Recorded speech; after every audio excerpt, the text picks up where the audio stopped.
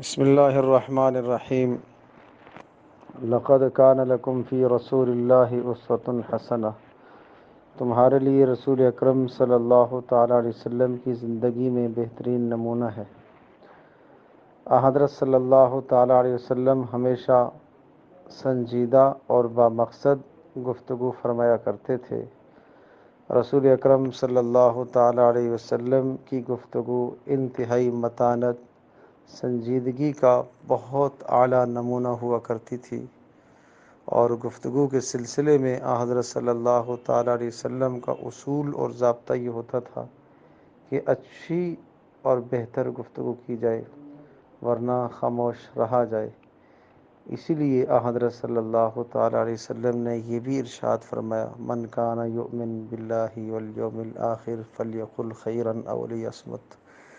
جو شخص اللہ اور آخرت پر ایمان رکھتا ہو اسے چاہیے کہ خیر کی بات کہے، اور اگر خیر کی بات نہیں کہہ سکتا تو پھر خاموش رہے۔